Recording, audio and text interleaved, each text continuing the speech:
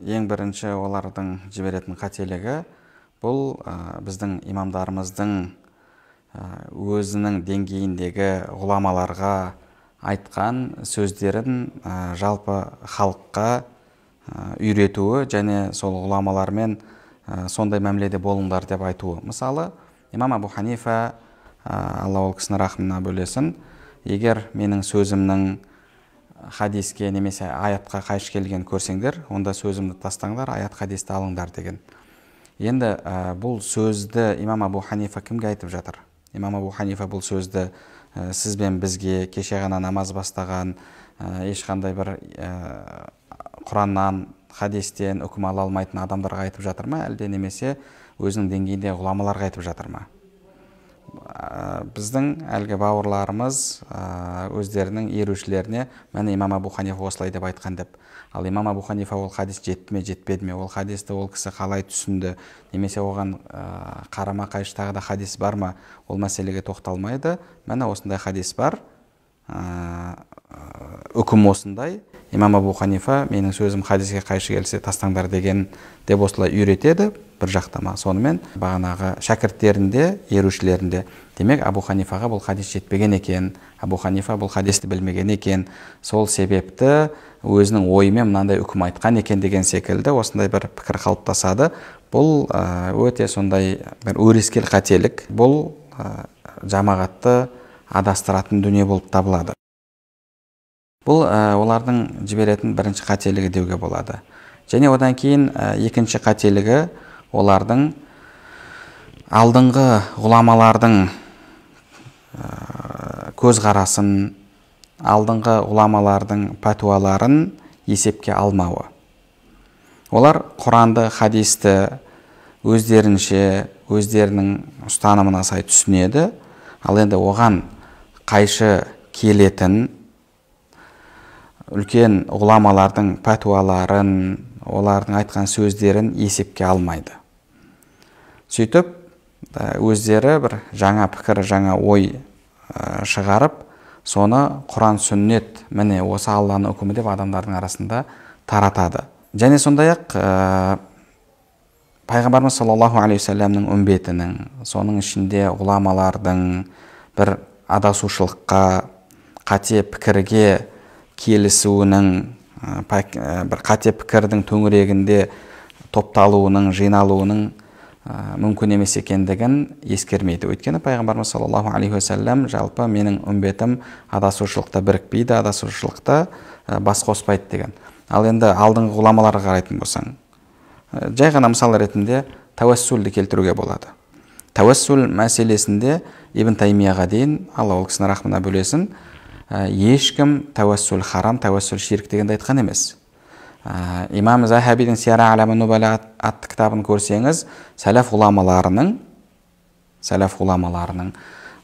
сахабалардың, табииндердің, әтбаат табииндердің тәуәссүл жасағанын, тағы да басқа да сондай тәбәррук дейміз, осындай мәселелерді жасаған көреміз. Олар не істейді ондай кезде?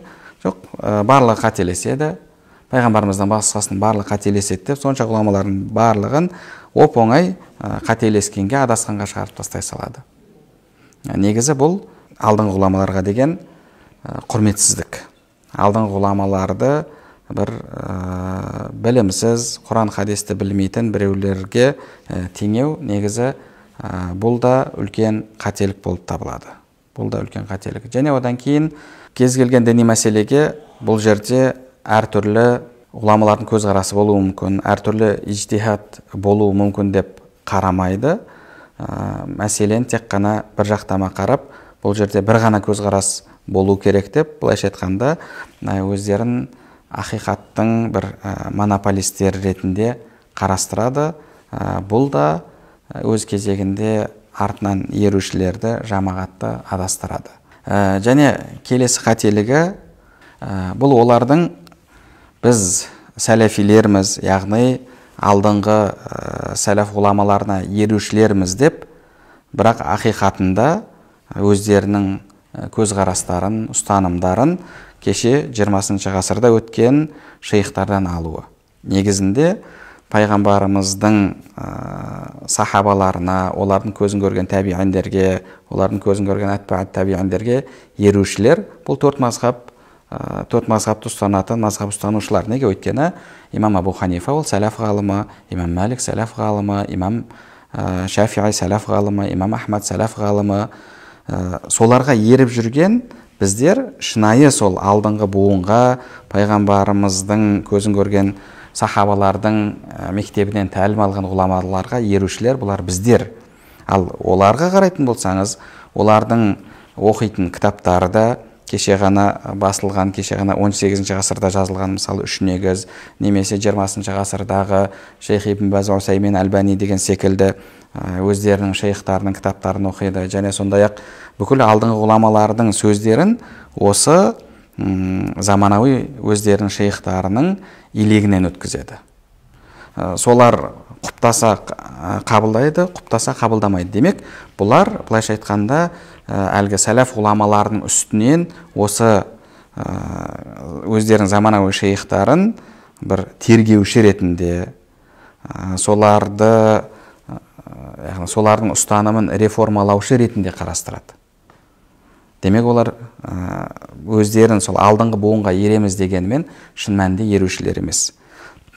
Тура осындай мәселе тәпсірде де, хадисте да, ақидада да біз ол бауырларымызға айтамыз: сен мына аятты осылай түсіндіріп жатырсың. Жақсы. Енді аятты ең жақсы түсінетін ол тәпсір ғалымы. Кел, тәпсір кітабын ашайық.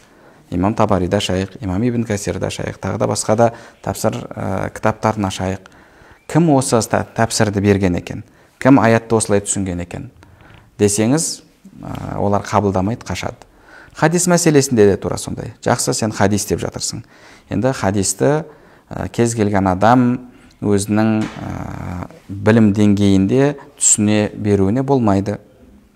Оны түсіну үшін белгілі деңгей керек.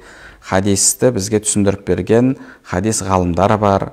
Мысалы, Бухари десек, Бухариді имам Ибн Хаджар шарықтап берді, имам Ибн Айни, имам Бадриддин Аль-Айни шарықтап берді, имам Ибн Баттал шарықтап берді, тағы да басқа да ғұламалар.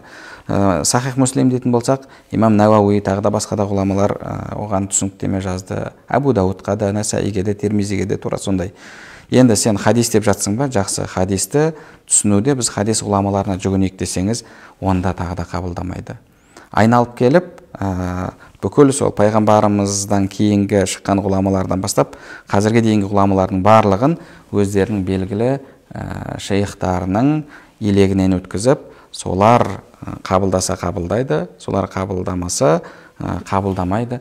Демек, бұлар шынымен алдыңғы буынға еріп жүрген емес, қазіргі заманауи шейхтарға еріп жүрген, соларды керісінше әлгі сәләф ғұламалардың үстінен бір тергеуші ретінде қабылдап жүрген адамдар.